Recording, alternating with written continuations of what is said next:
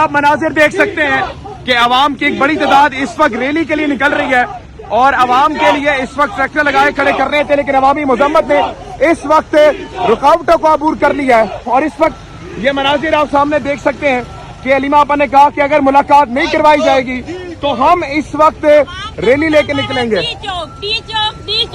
علیمہ آپا جو ہیں وہ پیدل مارچ کرتی ہوئی اس وقت چل رہی ہیں۔ یہ مذمت کی اس وقت ایسی نشانی ہے ناظرین کرام، اس وقت آپ نہیں دیکھ سکتے، یہ سامنے دیکھ لے گا، ان کے ساتھ بچے بھی ہمراہ پر ہیں اور اس وقت وہ نکلتے چلے آ رہے ہیں گاڑیوں میں۔ وہ کہہ رہے ہیں ہم تو صرف گھر جا رہے ہیں اور گھر جانے کے لیے ہم لوگ آئے اسلام آباد جا رہے ہیں۔ بسم اللہ الرحمن الرحیم، السلام علیکم ناظرین، آپ دیکھ رہے ہیں نیوز اسٹوڈیو اور میں ہوں افتخار۔ درود و سلام ہو محمد اور آل محمد پر۔ ناظرین چینل پر نئے تو چینل کو سبسکرائب کر لیں، بیل آئیکن بھی پریس کر لیں۔ آج ہے 21 جنوری۔ علیمہ خان نے کل کیا کیا؟ اڈیالہ جیل کے باہر پہنچے، دھرنا دیا گیا۔ سب سے پہلے انہیں ڈی ایچ اے کے گیٹ کے اوپر روکا گیا، وہاں پر دھرنا دیا۔ اس کے بعد جب انہیں روکا گیا، مسلسل روکا جاتا رہا، اس کے بعد یہ دھرنا جو ہے یہ ریلی کے اندر کنورٹ ہو گیا۔ علیمہ خان کے کہنے کے اوپر ریلی نے راول پنڈی اور ڈی چوک کا رخ کر دیا۔ اڈیالہ روڈ کے اوپر دھرنا ریلی کے اندر بدل گیا، وہاں پر پیدل مارچ شروع ہو گیا۔ علیمہ خان اس کو لیڈ کر رہی تھی۔ اس کے بعد جو ہونا تھا وہی ہوا۔ سب سے پہلے علیمہ خان کے ارد گرد 2 پولیس کی گاڑیاں مسلسل گھومتی رہیں۔ اس کے بعد جب دیکھا گیا کہ کارکنان بڑھنا شروع ہو گئے ہیں، مری روڈ کے اوپر سے خبریں آنے لگ گئی کہ لوگ جو ہے مری روڈ کے اوپر بھی پہنچ رہے ہیں اور ڈی چوک تک دھرنا ہوگا۔ اس کے بعد جو ہونا تھا وہی ہوا۔ پھر پولیس نے راستے کے اندر تشدد کیا، لاٹھی چارج کیا گیا، کارکنان کو گرفتار کیا گیا۔ یہ مناظر آپ سکرین پر دیکھ سکتے ہیں، ہولناک مناظر تھے، بہت کچھ ہوا۔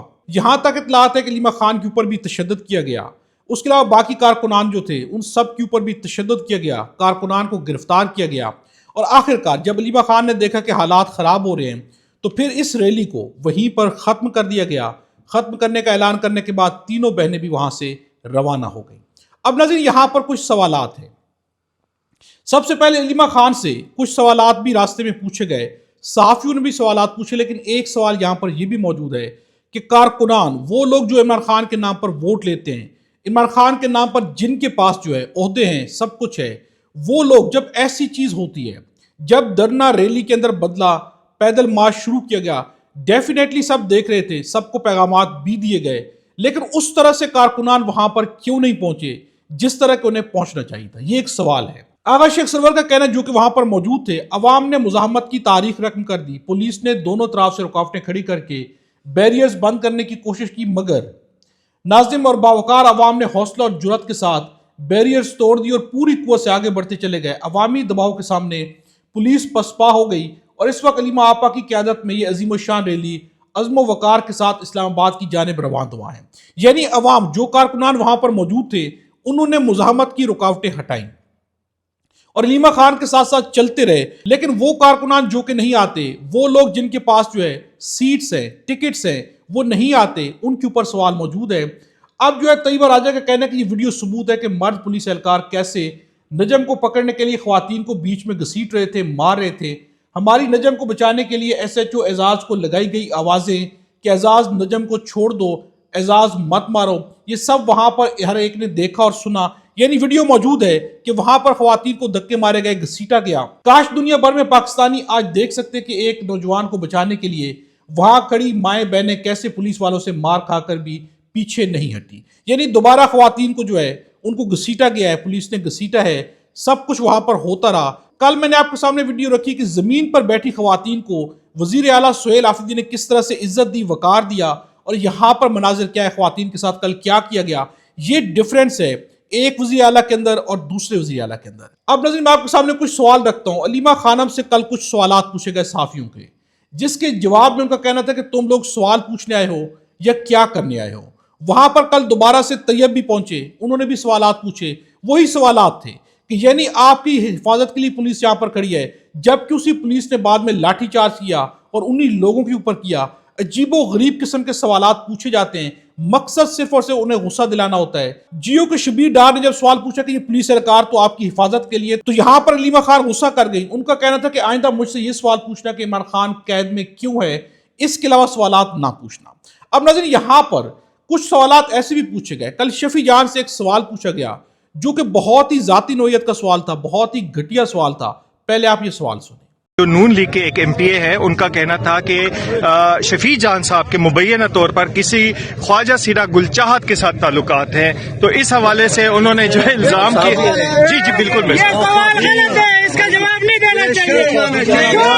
ناظرین، کیا اس طرح کے سوالات پوچھے جانے چاہیے؟ کیا یہ تیش دلانا نہیں؟ کیا اس طرح کی بات کبھی کسی اور سے پوچھی گئی ہے اور اس طرح ڈائریکٹ پوچھی گئی ہے؟ اب یہاں پر فرزانہ علی کا کہنا ہے، کیا کبھی اس قسم کے گھٹیا سوال دوسرے سیاستدانوں سے بھی پوچھے گئے؟ یہ ساری بکواس صرف پختونخوا حکومت کے نمائندوں کو تیش دلانے کے لیے ہے؟ شرم آنی چاہیے ایسے لوگوں کو جو صحافت کی آڑ میں اس قسم کی غلاظت پھیلا رہے ہیں.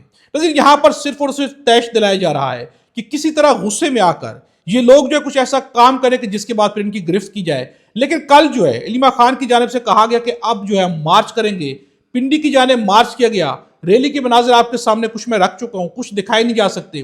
لیکن یہ سب کچھ جو ہے جان بوجھ کر حالات کو یہاں تک پہنچایا گیا ہے اور پہنچایا جا رہا ہے کہ کوئی ایسی وائلیشن ہو کہ جس کے بعد جو ہے بڑا آپریشن کیا جائے، بڑا ایکشن لیا جائے. لیکن اب بھی تحمل کا مظاہرہ کیا جا رہا ہے، چاہے وہ علیمہ خان کی جانب سے ہو، کارکنان کی جانب سے ہو یا شفیع جان جیسے لوگوں کی جانب سے ہو.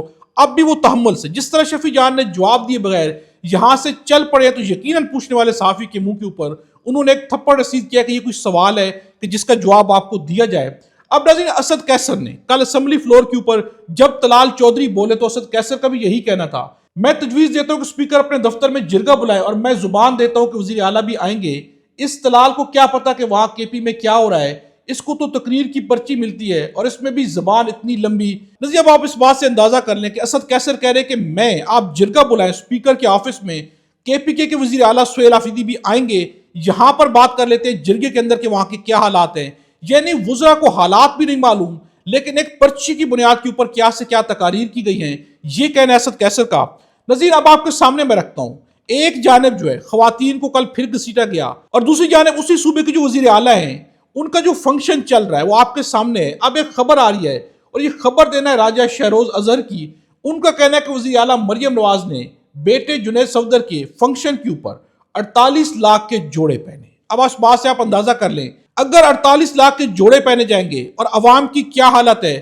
عوام جو ہے اگلے وقت کے کھانے کے لیے ترس رہی ہے اور یہاں پر وزیر اعلیٰ کیا مثالیں پیش کریں.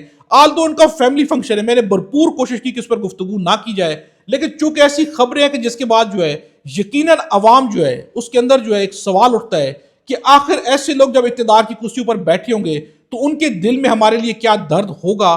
اگر درد ہوتا تو کیا پیسہ اس طرح سے لٹایا جاتا؟ یقیناً نہ لٹایا جاتا. اس پر سوالات اٹھتے ہیں. یہاں پر ایک سجیشن ہے کہ ایسے لوگوں کو کچھ بھی کرنے سے پہلے یہ ضرور سوچنا چاہیے کہ یہ پبلک آفس ہولڈرز ہیں، انہیں ایسی مثالیں قائم نہیں کرنی چاہیے کہ جس کے بعد عوام ان سے نفرت کرنے پہ آ جائے. نظیر، اب تک کے لیے اتنا ہی ہے. اگلی ویڈیو میں آپ سے دوبارہ ملاقات ہوگی. خدا ہم سب کو، ہمارا وطن پاکستان کو اپنی سامان میں رکھے. اچکزئی صاحب نے جو بھی کچھ کہا ہے نا، آپ ہم نے بھی سنا تھا جی، اور آپ جو ان کی طرف سے کہنے کی کوشش کر رہے ہو وہ آپ غور سے سنو دوبارہ کیا کہہ رہے ہیں. 8 فروری اچکزئی صاحب کال آف نہیں کر رہے. صحیح ہے.